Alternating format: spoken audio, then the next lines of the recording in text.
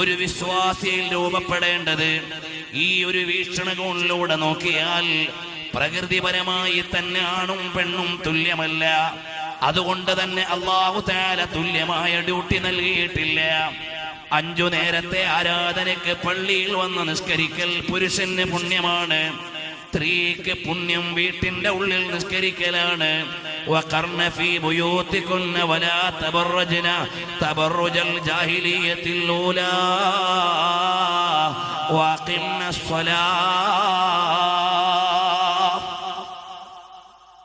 ഒരു കർമ്മം ഉപേക്ഷിച്ചാൽ അത് മൂലം കാഫിറായി പോകും എന്ന് കൽപ്പിക്കപ്പെട്ട ഒരു കർമ്മം ഏതാണത്? നിസ്കാരമാണ്.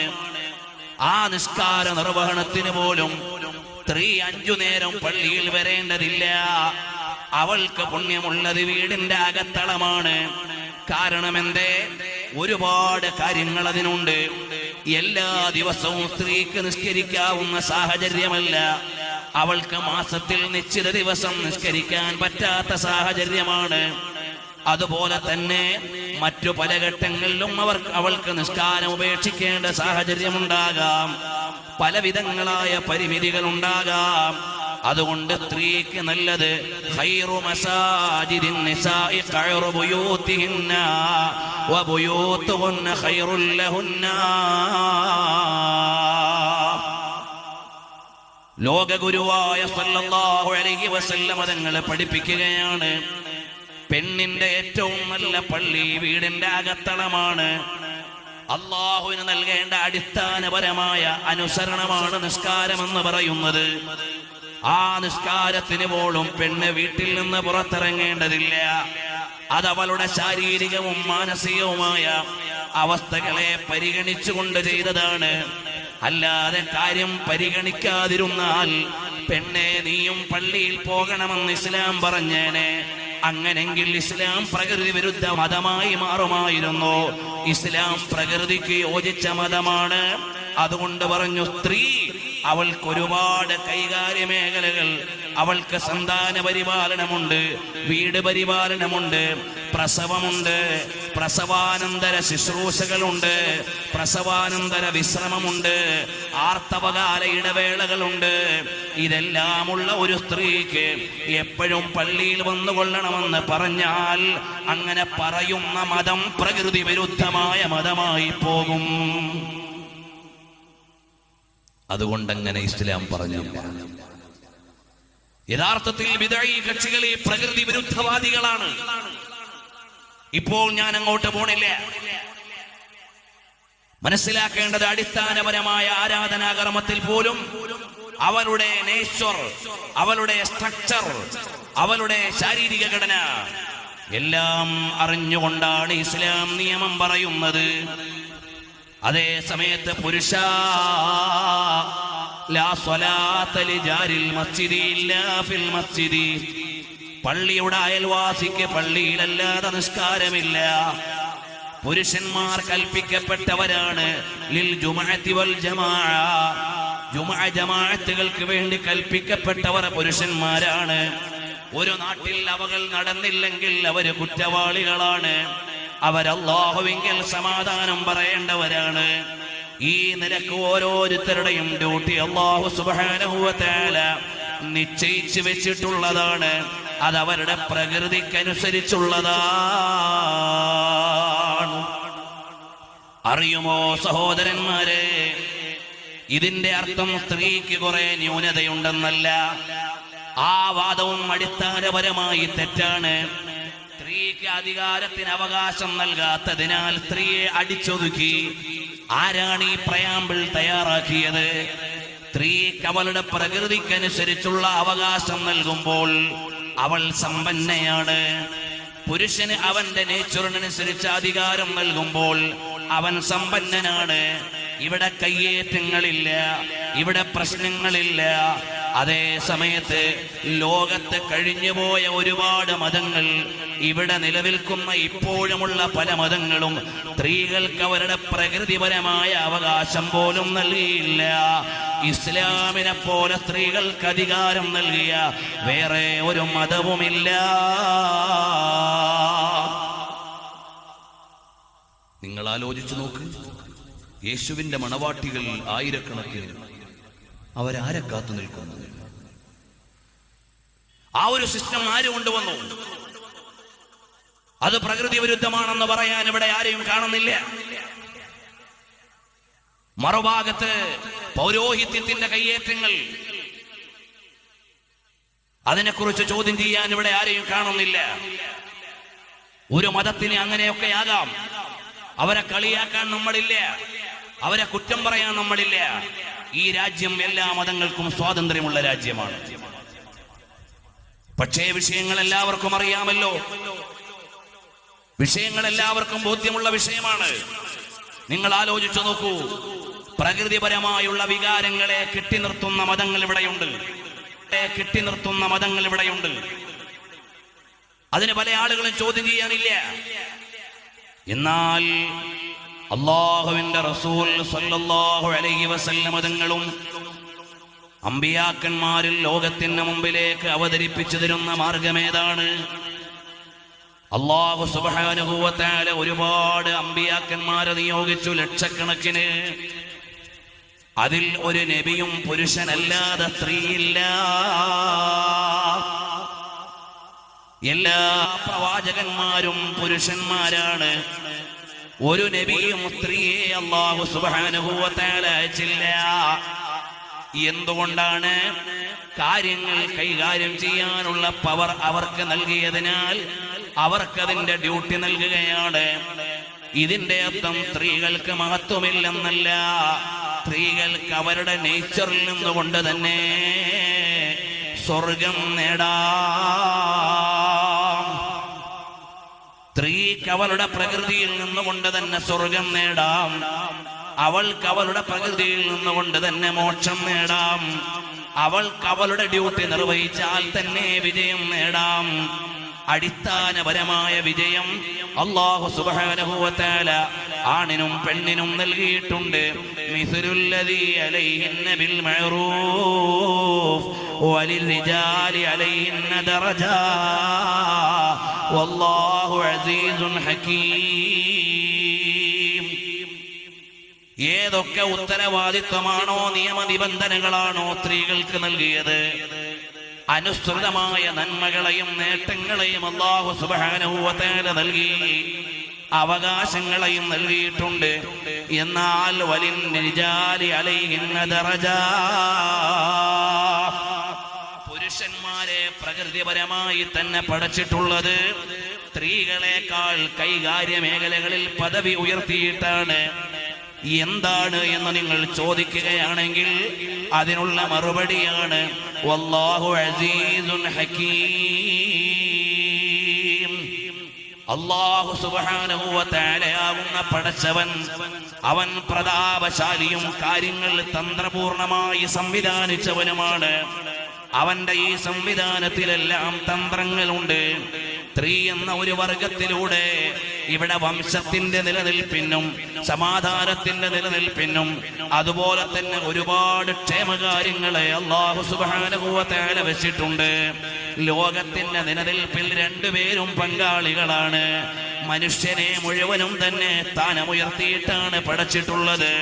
അതുകൊണ്ട് എന്തൊക്കെ കാര്യങ്ങളാണോ സ്ത്രീകൾക്ക് നൽകിയിട്ടുള്ളത്, നിയമനിബന്ധനകൾ നൽകിയത്, അതുപോലെ അവകാശങ്ങളും നൽകിയിട്ടുണ്ട്. വല്ലാഹു അസീസുൻ ഹകീം. അല്ലാഹു സുബ്ഹാനഹു വ തആല പ്രതാപവാനാണ്. തന്ത്രപൂർവമായി കാര്യങ്ങളെ സംവിധാനിച്ചവനാണ്. എല്ലാത്തിന്റെയും പിന്നിൽ കൃത്യമായ ഹിക്മത്ത് അവൻ ഒരുക്കിയിട്ടുണ്ട്. അല്ലാതെ വെറുതെ ഒന്നിനെയും വിട്ടിട്ടില്ല, വെറുതെ ഒന്നിനെയും പടച്ചിട്ടില്ല. അങ്ങനെയുള്ള രക്ഷിതാവിന്റെ സംവിധാനമാണ്.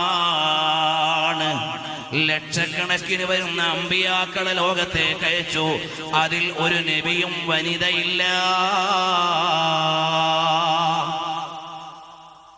ബൈബിൾ പരിശോധിച്ചാൽ പരിചയപ്പെടുത്തുന്ന പ്രവാചകന്മാരും അങ്ങനെ തന്നെയാണ്. അബ്രഹാം, ഇസ്ഹാഖ്, യോസേഫ് എന്നൊക്കെ അവരുടെ ബൈബിൾ പരിചയപ്പെടുത്തുന്ന പ്രവാചകന്മാർ. നമ്മുടെ ഭാഷയിൽ പറഞ്ഞാൽ ഇബ്രാഹിം നബി അലൈഹിസ്സലാം, ഇസ്ഹാഖ് നബി അലൈഹിസ്സലാം, നൂഹ് നബി അലൈഹിസ്സലാം, യൂസുഫ് നബി അലൈഹിസ്സലാം, എല്ലാ പ്രവാചകന്മാരും പുരുഷന്മാരാണ്. കാരണം സമുദായങ്ങളെ നയിക്കാനുള്ള പൊതു അധികാരങ്ങളാൽ നിയോഗിക്കപ്പെട്ടവർ. ഒരൊറ്റ നബിയും സ്ത്രീയില്ല. നബി സല്ലല്ലാഹു അലൈഹി വസല്ലം തങ്ങൾ വഫാത്തായപ്പോൾ പിൽക്കാലത്ത് വന്ന ഖലീഫമാരെല്ലാവരും പുരുഷന്മാരാണ്. നബി സല്ലല്ലാഹു അലൈഹി വസല്ലം തങ്ങൾക്ക് വേണമെങ്കിൽ ആയിഷ റളിയല്ലാഹു അൻഹയെ ഭരണാധികാരിയാക്കാം. ആയിഷ റളിയല്ലാഹു അൻഹ വിവരത്തിൽ ഉയർന്ന പദവിയുള്ളവരാണ്, ദിഷണയിൽ വലിയ ഉയർന്ന പദവിയുള്ളവരാണ്. നബി സല്ലല്ലാഹു അലൈഹി വസല്ലം തങ്ങളുടെ ജീവിതത്തിന്റെ സഹസഞ്ചാരിണിയാണ്. മുസ്ലിം ലോകത്തിന്റെ മാതാവാണ്. കേവലം ഒരു സ്ത്രീയോട് സമീപിക്കുന്നത് പോലെ ലോകത്തിൽ ഒരു വ്യക്തിയും ഒരു വിശ്വാസിയും ആയിഷ റളിയല്ലാഹു അൻഹയോട് പെരുമാറില്ല. അങ്ങനെയെല്ലാമുള്ള പരിശുദ്ധിയുടെയും പാതിവ്രത്യത്തിന്റെയും പാണ്ഡിത്യത്തിന്റെയും ദിഷണയുടെയും ഉച്ചകോടിയിൽ നിൽക്കുന്ന ആയിഷ റളിയല്ലാഹു അൻഹയുണ്ട്. പക്ഷേ നബി സല്ലല്ലാഹു അലൈഹി വസല്ലം തങ്ങൾ ഒരു പ്രവിശ്യയുടെയും അധികാരം നൽകിയില്ല, ഒരു പ്രവിശ്യയുടെയും അമീറത്താക്കിയില്ല, ഖിലാഫത്തിന്റെ പങ്കാളിത്തം നൽകിയില്ല, വസീർ അഥവാ മിനിസ്റ്റർ പദവി നൽകിയില്ല, അല്ലെങ്കിൽ പൊതുഭരണത്തിന്റെ ഏതെങ്കിലും ഒരു മേഖലയിൽ പെടുത്തിയില്ല. മഹദിയായ ആയിഷ റളിയല്ലാഹു അൻഹാ നബി സല്ലല്ലാഹു അലൈഹി വസല്ലം തങ്ങളുടെ പ്രിയപ്പെട്ട പത്നിയാണ്. ഹദീസ് നിവേദനത്തിൽ മുന്നിലുള്ള പണ്ഡിതയാണ്. 4 ഖലീഫമാരും നിർണായകമായ ഘട്ടങ്ങളിൽ അതാ വിവരം അന്വേഷിച്ചുകൊണ്ട് ആശ്രയിച്ചിരുന്ന കേന്ദ്രമാണ്. നബി സല്ലല്ലാഹു അലൈഹി വസല്ലം തങ്ങളുടെ തീരുമാനത്തിന്റെ അരമനകളെ കുറിച്ച് അറിയാൻ വേണ്ടി അവലംബിച്ച വിജ്ഞാനകോശമാണ്. പക്ഷേ ആ മഹദിയോ ആ പൊതു അധികാരത്തിലേക്കില്ല. ഹബീബായ സല്ലല്ലാഹു അലൈഹി വസല്ലം തങ്ങൾ അങ്ങനെ ഒരു മേഖലയോ ഒരു കവാടമോ തുറന്നു കൊടുത്തിട്ടില്ല. ഇത് വിശ്വാസി ലോകത്തിന് പാഠമല്ലേ? എന്റെ ഉമ്മമാർക്കിത് അറിവിനുള്ളതല്ലേ? എന്റെ ഉമ്മമാർക്കിത് അനുധാവനത്തിനുള്ളതല്ലേ? എന്റെ പ്രിയമുള്ള സഹോദരിമാരെ, മാതാക്കളെ, ഇതറിയാനും അനുസരിക്കാനുമുള്ള സംവിധാനമല്ലേ? ഒരിടത്ത് ഒരു സ്ത്രീ അധികാരത്തിൽ ജയിച്ചു എന്നത് റയർ കേസാണ്. വന്നാദിറു ലാ യുഖാസ്. റയർ. ഇന്ദിരാഗാന്ധി ഇന്ത്യയുടെ പ്രധാനമന്ത്രിയായി. അത് ഇന്ത്യൻ പൊളിറ്റിക്സിലെ ഒരു റയർ. അങ്ങനെ ഉണ്ടാകുന്നതിന് ഇതൊന്നും വിരോധമല്ല. എന്നാൽ അവരുടെ രാഷ്ട്രീയ ഇടപെടലുകൾ എന്തെല്ലാം വീക്ക്നെസ്സുകൾ ഉണ്ടായി എന്ന് പിൽക്കാല രാഷ്ട്രീയ ചരിത്രങ്ങളും സമകാലിക പ്രശ്നങ്ങളും നമ്മളോട് പറയുന്നുണ്ട്. ഇപ്പോഴതിന്റെ വിശദാംശങ്ങളിലേക്ക് ഞാൻ പോണില്ല. പ്രിയമുള്ള സഹോദരന്മാരറിയണം, സുൽത്താന റസിയുടെ പരിസമാപ്തിയെ കുറിച്ച് വായിച്ച പഠിതാക്കൾക്കറിയാം, സ്ത്രീത്വത്തിന്റെ കാഴ്ചപ്പാടിന്റെ കുറവായിരുന്നു അവിടെ സംഭവിച്ചത് എന്ന്. ഇനി എല്ലാവരെക്കാളും തന്റെ ഇടത്തിൽ ഒരു വനിത ഭരണം നടത്തി എന്നത് പ്രകൃതിപരമായ പൊതു നിയമത്തിന് അപവാദമല്ല. ഒറ്റപ്പെട്ട അപവാദങ്ങൾ ഉണ്ടാകാം. ശരി, ഇവിടെ ഏതെങ്കിലും ഒരു മേഖലയിൽ ഒരാൾ രംഗത്തിറങ്ങിയില്ല എന്നതല്ല പ്രശ്നം. ഒരു വിശ്വാസി കാര്യങ്ങളെ എങ്ങനെ നോക്കി മനസ്സിലാക്കണം എന്നതാണ് പ്രശ്നം. അവിടെയാണ് നമ്മൾ സംരക്ഷിക്കേണ്ടത്. അവിടെ ആര് അധികാരിയായി, ഇവിടെ ആര് മെമ്പറായി, അതെന്റെ അജണ്ടയല്ല. പക്ഷേ വിശ്വാസി ലോകം കാര്യങ്ങളെ എങ്ങനെയാണ് നോക്കിക്കാണേണ്ടത്? അവിടെയാണ് പ്രിയമുള്ളവരെ നമ്മൾ അറിയേണ്ടത്. നമ്മെ പടച്ച് പരിപാലിക്കുന്ന, എപ്പോഴാണെന്നറിയില്ല നമ്മളെ തിരിച്ചു വിളിക്കുന്ന സർവാധികാരിയായ അല്ലാഹുവിന്റെ മതത്തിന്റെ നിയമങ്ങളെ ഒരിക്കലും നിസാരവൽക്കരിച്ചുകൂടാ. ഈ ഒരു അടിസ്ഥാനപരമായ ബോധം വിശ്വാസികളുടെ മനസ്സിലുണ്ടാകണം. അതുകൊണ്ട് തന്നെ നബി സല്ലല്ലാഹു അലൈഹി വസല്ലം തങ്ങളുടെ പ്രിയപ്പെട്ട പത്നിമാരിൽ ഒരാളെയും അധികാര രംഗത്തേക്ക് ഇറക്കിയില്ല. 4 ഖലീഫമാരുടെ ഭാര്യമാരിൽ ആരും രംഗത്ത് വന്നില്ല എന്ന് മാത്രമല്ല, ഒരു പള്ളിയിലെ ഇമാമത്ത് പോലും അവർക്ക് നൽകിയില്ല. അപ്പോൾ ഹബീബായ സല്ലല്ലാഹു അലൈഹി വഅലിഹി വഅസ്ഹാബിഹി വസല്ലം തങ്ങൾ അവിടുത്തെ ജീവിതത്തിലൂടെയും മഹാന്മാരായ ഖുലഫാക്കൾ അവരുടെ ജീവിതത്തിലൂടെയും സമ്പൂർണമായ മാതൃക നമ്മുടെ മുമ്പിലേക്ക് തന്നില്ലേ സഹോദരന്മാരെ? അതാ കൃത്യമായ വ്യവസ്ഥയിലൂടെ ലോകത്തിന് മാതൃകാപരമായ ഭരണം നടത്തിയവരാണ്. ഒരു പള്ളിയിലെ ഇമാമത്തിന്റെ ഡ്യൂട്ടി പോലും നൽകിയില്ല. അത് അവകാശ നിഷേധമാണെന്ന് പറഞ്ഞില്ല. ആയിഷ റളിയല്ലാഹു അൻഹയും സമകാലികരായ വനിതകളും കാര്യങ്ങൾ വേട്ട് അവിടെയും എവിടെയും ആലോചിക്കാതെ മൂളിയവരല്ല. നബി സല്ലല്ലാഹു അലൈഹി വസല്ലം തങ്ങൾ പല മസ്അലകളും പറയുമ്പോൾ അതിനെല്ലാം ഇഴകീറിയിട്ട് മറു ചോദ്യം ചോദിച്ച മഹദിയാണ് ബീവി ആയിഷ റളിയല്ലാഹു അൻഹ. പല ചോദ്യങ്ങളും ചോദിച്ചില്ലേ? അവിടുന്ന് പല കൃത്യമായ നിരൂപണങ്ങളും നടത്തിയില്ലേ? കൃത്യമായ ചോദ്യോത്തരങ്ങളിലൂടെ കാര്യങ്ങൾ പഠിച്ചില്ലേ? ആ മഹദി അവറുകൾ പോലും എന്തേ ഞങ്ങൾക്ക് പള്ളിയിൽ ഇമാമത്തിന് അവകാശമില്ലാത്തത് എന്ന് ചോദിച്ചില്ല. കാരണം സ്ത്രീക്ക് അവളുടെ നേച്ചറിനെ കുറിച്ച്, അവളുടെ സൃഷ്ടിപരമായ സ്വഭാവത്തെ കുറിച്ച് ബോധമുണ്ടായാൽ അങ്ങനെ ഒരു ചോദ്യം വരില്ല. സ്ത്രീക്ക് പ്രകൃതിപരമായി കുറവുണ്ട് എന്നതിന്റെ തെളിവ് തന്നെയാണ് ഈ സംവരണം. കാരണം എന്താ? പ്രകൃതിപരമായി പുരുഷനോട് മത്സരിച്ച് അധികാര രംഗത്ത് വരാൻ സ്ത്രീക്ക് കഴിവുണ്ടെങ്കിൽ ഇവിടെ സംവരണം ഒന്നും കൊടുക്കണ്ട, എന്നേ പെണ്ണുങ്ങൾ കൈയടക്കിയേനെ.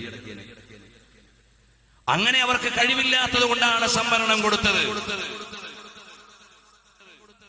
മുമ്പ് 100% സീറ്റും ആണിനും പെണ്ണിനും തുല്യാവകാശമുള്ള സീറ്റുകളായിരുന്നു.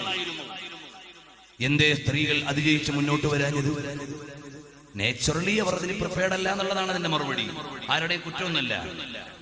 പ്രകൃതിപരമായി അവരതിന് ശേഷിയുള്ളവരല്ല. 33% സംവരണം നൽകിയപ്പോൾ എന്തുകൊണ്ട് 34ലേക്ക് അവർ വന്നില്ല?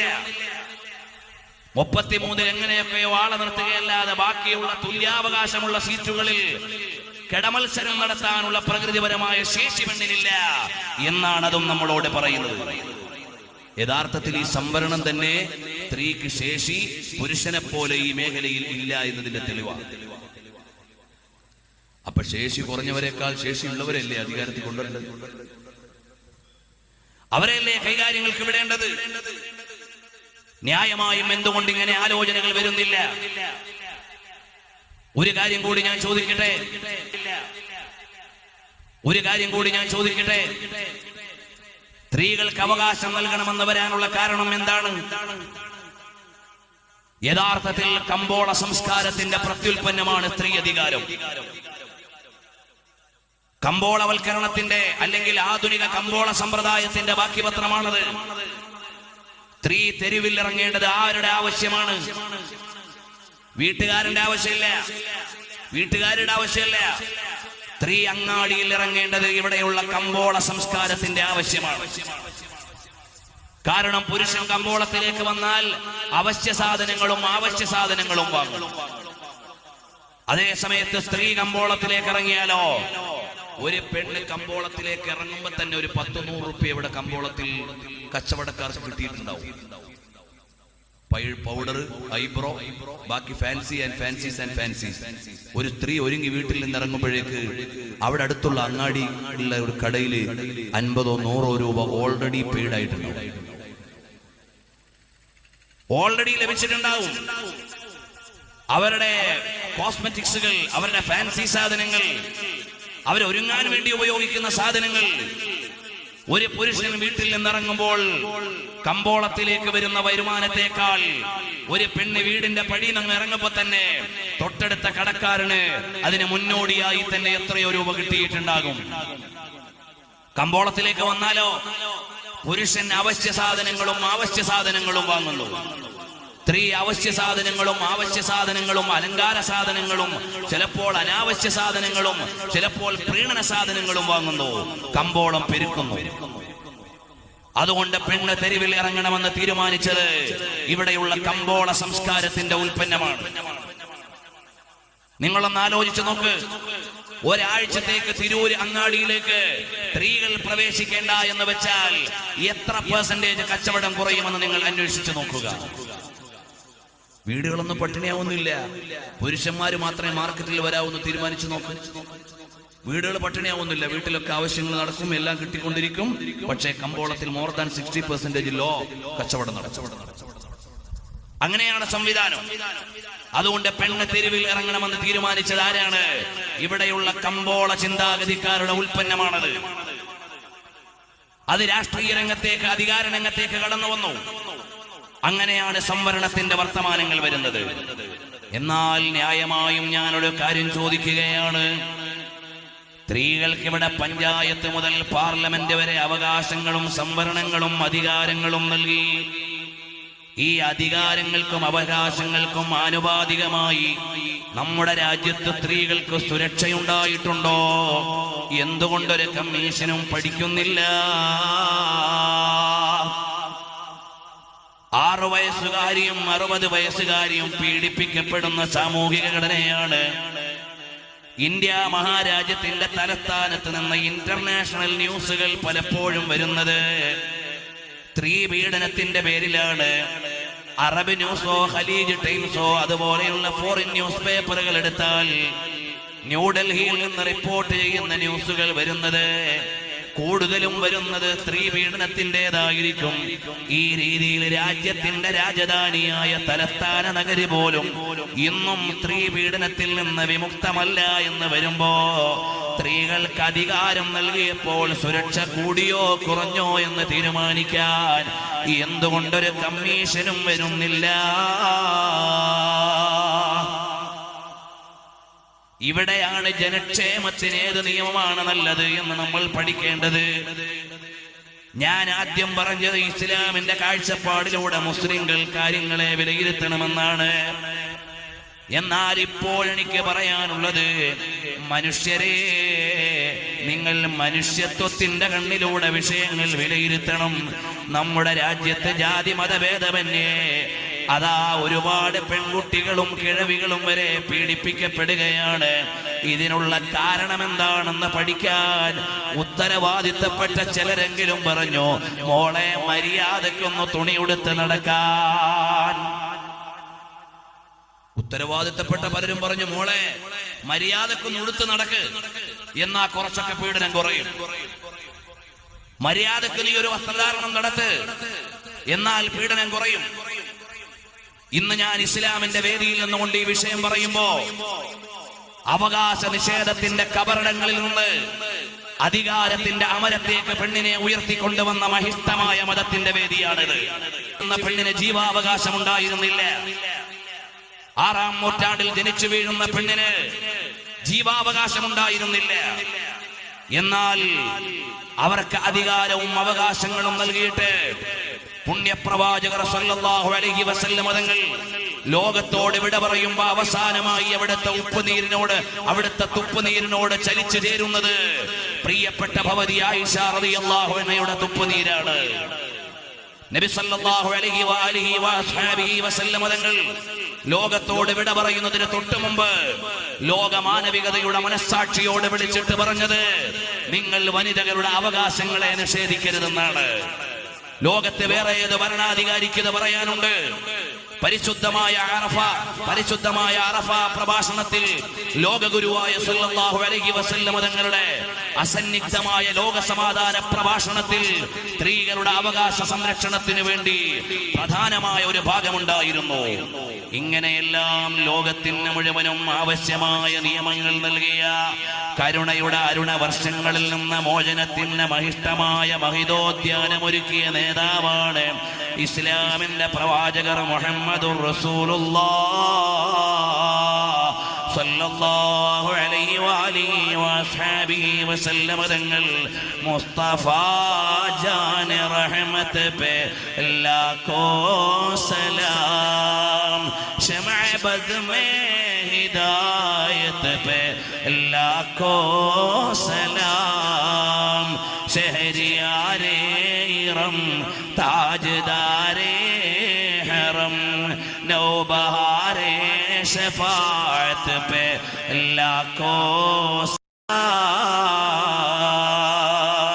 ലോകമാകമാനമുള്ള മാനവികതയുടെ അകത്തളങ്ങളിൽ അനുരാഗത്തിന്റെ ആത്മലയങ്ങളെയും അവകാശത്തിന്റെ വിശിഷ്ടോദ്യാനങ്ങളെയും മഹിഷ്ടമായി അടയാളപ്പെടുത്തിയ അത്യുജ്വലമായ വിശുദ്ധ സ്നേഹത്തിന്റെ പ്രോജ്വലമായ പര്യായമാണ് മദീനയുടെ നായകർ, ലോകത്തിന്റെ മുഴുവനും നേതാവ്, ഹബീബേ ഖുദാ വ റൂഹി ഫിദാ മുഹമ്മദുർ റസൂലുള്ളാഹ്, മുഹമ്മദുർ റസൂലുള്ളാഹ് സ്വല്ലല്ലാഹു അലൈഹി വസല്ലമ. എന്റെ വിശ്വാസികളുടെ സദസ്സിനോട് ആത്മാർത്ഥമായി പറയട്ടെ, നമ്മുടെ സദസ്സിന്റെ അലങ്കാരവും അംഗീകാരവുമെല്ലാം അങ്ങകല മദീനായുടെ ഉദ്യാനത്തിൽ ഗുംബദേ ഖസ്റാഇന്റെ താഴെ ലോകത്തിന്റെ മുഴുവനും ഗിരിശൃംഗത്തിൽ ഉമ്മ വെച്ചുറങ്ങുന്ന പുണ്യപ്രവാചകർ സ്വല്ലല്ലാഹു അലൈഹി വസല്ലം തങ്ങളുടെ തിരുസവിധത്തിലേക്കുള്ള സ്വലാത്തിന്റെ മന്ത്രണങ്ങളാണ് എന്റെയും നിങ്ങളുടെയും ആത്മാവിന്റെ അകത്തളത്തിൽ ലയിച്ചു നിന്ന് ഉജ്ജ്വലമായ സ്നേഹത്തിന്റെ പ്രോജ്വലമായ പ്രഭാവമായ ഹബീബേ ഖുദാ വ റൂഹി ഫിദാ മുഹമ്മദുർ റസൂലുള്ളാഹ് സ്വല്ലല്ലാഹു അലൈഹി വഅലിഹി വഅസ്ഹാബിഹി വസല്ലമ തങ്ങളാണ്. അതുകൊണ്ടാണ് നബി സല്ലല്ലാഹു അലൈഹി വസല്ലമ തങ്ങളെ പെൺമക്കൾ അപമാനമാണെന്ന് കാണുന്ന ഒരു നാട്ടിൽ വന്ന്, പെൺമക്കൾ ഒരു ഭാരമാണെന്ന് കാണുന്ന നാട്ടിൽ വന്ന്, പെണ്ണ് ജനിച്ചാൽ തലകുനിച്ച് നടക്കുന്ന ഒരു ജനതയുടെ മുമ്പിൽ 4 പെൺമക്കളുടെ വാപ്പയാണെന്ന് അഭിമാനത്തോടെ ആ 4 പെൺമക്കൾക്കും വാത്സല്യത്തിന്റെ മധുവും നിധിയും നൽകിയിട്ട് ആനന്ദത്തോടെ അണച്ചുകൂട്ടിയിട്ട് പെൺജന്മം ഒരു പുണ്യമാണെന്ന് പറഞ്ഞ് പെൺകുഞ്ഞിനെ പരിപാലിക്കുന്നത് സ്വർഗലബ്ധിയുടെ കാരണമാണെന്ന് പറഞ്ഞ ഒരു നേതാവിന്റെ സംഹിതകളെ ആരെങ്കിലും എന്തെങ്കിലും പറഞ്ഞ് കുഴിച്ചു മൂടാൻ അനുവദിക്കാൻ പറ്റുമോ മക്കളെ? പറ്റൂല. ഏതെങ്കിലും ചില തുട്ടൂരങ്ങളുടെ വരട്ട ന്യായങ്ങളുടെ കീഴിൽ മതത്തിന്റെ മൂല്യങ്ങളെ കബറടക്കാൻ അനുവദിക്കൂല. കാരണം നമ്മുടെ നേതാവ് ഹബീബ് മുഹമ്മദുർ റസൂലുള്ളാഹ് സല്ലല്ലാഹു അലൈഹി വസല്ലം തങ്ങൾ. ലോകത്തൊരു നേതാവിനും ഇത്ര കൃത്യമായിട്ട് സ്ത്രീ അവകാശത്തിന്റെ നിയമങ്ങളും സംഹിതകളും പ്രയോഗങ്ങളും പറയാനില്ല. നിയമങ്ങളും സംഹിതകളും പ്രയോഗങ്ങളും പറയാനില്ല. ഇസ്ലാമിക ഖിലാഫത്തിന്റെ കീഴിൽ സ്ത്രീകൾക്ക് അവകാശം കിട്ടിയതുപോലെ ലോകത്തൊരു ഭരണകൂടത്തിനും സ്ത്രീക്ക് അവകാശം കിട്ടിയില്ല. നമ്മൾ അറിയണം, ഇസ്ലാമിക ഖിലാഫത്തിന്റെ കീഴിൽ ഖലീഫയോട് വന്ന് പറയുന്നു, എനിക്ക് ഇത്ര മഹർ വേണം, അത് നിയന്ത്രിക്കാൻ നിങ്ങൾ ആരാണ് എന്ന് ഉമർ ബിൻ ഖത്താബ് തങ്ങളോട്. ക്ഷമിക്കണം, ഞാൻ പറഞ്ഞു പോയതാണെന്ന് ഖലീഫയുടെ മറുപടി. നോക്ക്, ഇത്രയും വലിയ അവകാശം ലോകത്തേത് പാർലമെന്റിൽ, ലോകത്തേത് നിയമസഭയിൽ ഞങ്ങൾക്ക് അവകാശപ്പെട്ട മഹറിന് പരിധി വെക്കാൻ നിങ്ങൾ ആരാണ്? ലോകത്തെ മുഴുവനും ഞെട്ടിത്തെരിപ്പിച്ച ഭരണാധികാരിയോട് ചോദിക്കാൻ അവകാശം കൊടുത്ത മതമാണിത്. നിങ്ങൾ ആലോചിച്ചു നോക്കൂ. കേവലം ഒരു ഭരണാധികാരിയല്ല, കിസ്റ വിറയ്ക്കും കൈസറും ഞെട്ടുന്നതാ. മുഖൗഖിസിന്റെ കൊട്ടാരത്തിലും ഇടിപ്പടക്കമുയരുന്ന അത്രയും വലിയ ധീരതയുടെ പര്യായമായ ഉമർ ബിൻ ഖത്താബ് തങ്ങളോട് പറഞ്ഞു, ഞങ്ങൾക്ക് അനുവദിക്കപ്പെട്ട മഹറിൽ പരിധി വെക്കാൻ നിങ്ങൾ ആര്? അപ്പൊ അധികാരത്തിന്റെ ദണ്ഡ് ഉപയോഗിച്ചില്ല, അപ്പൊ ശൗര്യത്തിന്റെ തീവ്രത പറഞ്ഞില്ല. വിനയത്തോടെ ക്ഷമാപണം നടത്താൻ ഇസ്ലാമിക ഖിലാഫത്തിന്റെ പീഠത്തിലല്ലാതെ ലോകത്തേത് പാർലമെന്ററി സിസ്റ്റത്തിലാണ് വന്നത് അങ്ങനെ ഒരു നിയമം? നിങ്ങൾ ആലോചിച്ചു നോക്ക്, നിങ്ങൾ ആലോചിച്ചു നോക്ക്. ഇസ്ലാം അനുവദിച്ചിട്ടുള്ള നിയമങ്ങളെ അറിയണം. ഇന്ന് ലോകത്തിന്റെ നാനാദിക്കിനും സ്ത്രീപീഡനത്തിന്റെ കറകളില്ലാത്ത ഗ്രാമങ്ങൾ എവിടെ? എന്തുകൊണ്ടാണ് ബലാത്സംഗം എന്ന കേസ് പെണ്ണ് മാത്രം കോടതിയിൽ ഫയൽ ചെയ്യണത്? ഒറ്റപ്പെട്ട എവിടെയൊക്കെ ആമ്പിള്ളേരെ പിടിച്ച് പീഡിപ്പിച്ചു എന്ന് പറയപ്പെടുന്നുണ്ടെങ്കിലും സാർവത്രികമായി എന്തുകൊണ്ടാണ് പെണ്ണ് മാത്രം ബലാത്സംഗം ചെയ്യപ്പെടുന്നത്, ആണ് ബലാത്സംഗം ചെയ്യപ്പെടാത്തത്? പ്രകൃതിപരമായി അങ്ങനെ ആയതുകൊണ്ട് ഈ പ്രകൃതിയെ മാറ്റിവെക്കാൻ പറ്റുമോ? ഒത്തുസമ്മതിച്ച് തോന്നിവാസം ചെയ്താലും പിറ്റേന്ന് കോടതിയിൽ വന്ന് ബലാത്സംഗം ചെയ്തു എന്ന് പറയാൻ പെണ്ണിന് നൽകിയ മനസ്സ് അവളുടെ പ്രകൃതിപരമായ വിനയമാണ്, അല്ലെങ്കിൽ കുറവാണ്. ഇത് നിഷേധിക്കാൻ പറ്റുമോ? ഇത് മാറ്റിവെക്കാൻ പറ്റുമോ? ഇല്ല. അതുകൊണ്ട് സംവരണത്തിന്റെയും അധികാര അവസരങ്ങളുടെയും മുമ്പിൽ ഇന്ത്യ മഹാരാജ്യം മാത്രം എടുത്താൽ മതി, ലോകത്തെ വേറെ രാജ്യങ്ങളിലേക്ക് പോകേണ്ടതില്ല. നമ്മുടെ കേരളത്തിന്റെയും ഇന്ത്യയുടെയും ഏത് ഗ്രാമമാണ് സ്ത്രീപീഡനത്തിന്റെ ദുരന്ത കഥ പറയാനില്ലാത്തത്? വാർഡ് മെമ്പർ ഇല്ലാത്തത് കൊണ്ടാണോ സ്ത്രീ പീഡിപ്പിക്കപ്പെട്ടത്? പഞ്ചായത്ത് പ്രസിഡന്റ് ഇല്ലാത്തത് കൊണ്ടാണോ സ്ത്രീ പീഡനം ഉണ്ടായത്? MLA മാരില്ലാത്തത് കൊണ്ടാണോ സ്ത്രീകൾ തിരുവനന്തപുരത്ത് പീഡിപ്പിക്കപ്പെട്ടത്? മന്ത്രിമാരും കേന്ദ്രമന്ത്രിമാരും ഇല്ലാത്തത് കൊണ്ടാണോ നമ്മുടെ ഇന്ത്യ മഹാരാജ്യത്തിന്റെ രാജധാനിയിൽ എപ്പോഴും പെണ്ണിന്റെ ദൈന്യമായ കരച്ചിൽ കേട്ടുകൊണ്ടിരിക്കുന്നത്? ഒരുപാട് രക്തസാക്ഷികൾ വേണ്ടി വന്നത്? നിങ്ങൾ ആലോചിച്ചു നോക്കൂ. കാര്യങ്ങളെ വസ്തുതാപരമായി വിലയിരുത്താൻ കഴിയണം. നമുക്കെന്ത് പറയുമ്പോഴും ഇസ്ലാമിന്റെ പരിധിയും ഇസ്ലാമിന്റെ നിയമത്തിന്റെ മഹത്വവും പാലിക്കേണ്ടതുണ്ട്. ആ ഒരു അവകാശമെങ്കിലും വകവെച്ചു കൊടുക്കാൻ കഴിയണം. പ്രാക്ടിക്കലി ഇവിടെ കുറെ കാര്യങ്ങളൊക്കെ നടക്കുന്നുണ്ടാവാം എന്ന് വിചാരിച്ച മതനിയമം പറയുന്നവരെ ക്രൂസിലേറ്റാൻ നടന്നാൽ, മതത്തിന്റെ കാഴ്ചപ്പാടുകൾ വിളിച്ചു പറയുന്നവരെ താൽക്കാലിക രാഷ്ട്രീയ അധികാര താൽപര്യങ്ങൾക്ക് വേണ്ടി എവിടെയെങ്കിലും സ്ഥാപിക്കാൻ ശ്രമിച്ചാൽ അത് മതത്തോട് ചെയ്യുന്ന കയ്യേറ്റമാണ്. ഇത് മനസ്സിലാക്കാൻ നമുക്ക് കഴിയണം. കുറെ വ്യഭിചാരികളുണ്ട് എന്ന് വിചാരിച്ച് വ്യഭിചാരം അനുവദിച്ചു കൊടുക്കാൻ പറ്റുമോ? ഇല്ല. അതിന്റെ പേരിൽ മതനിയമം പറയുന്നവരെ ക്രൂശിക്കാൻ പറ്റുമോ? ഇല്ല. മതത്തിന്റെ നിയമങ്ങളെയും ഇസ്ലാമിന്റെ സംഹിതയും ആധികാരികമായി പറയുന്നവരെ താൽക്കാലിക താല്പര്യത്തിന് വേണ്ടി ക്രൂശിലേറ്റാൻ ശ്രമിച്ചാൽ അത് മതത്തിനെതിരെയുള്ള കയ്യേറ്റമാണ്. ഇത് മനസ്സിലാക്കാനെങ്കിലും അടിസ്ഥാനപരമായ ഒരു മുസ്ലിമിന് സാഹചര്യമുണ്ടാകണം. എന്റെ എല്ലാമായ ഇസ്ലാമിന്റെ സഹോദരിമാരോട് പറയാനുള്ളത്, അല്ലാഹുവിന്റെ ഹബീബ് സല്ലല്ലാഹു അലൈഹി വസല്ലം തങ്ങൾ നിങ്ങളെ സ്വർഗത്തിലേക്ക് വിളിക്കുകയാണ്.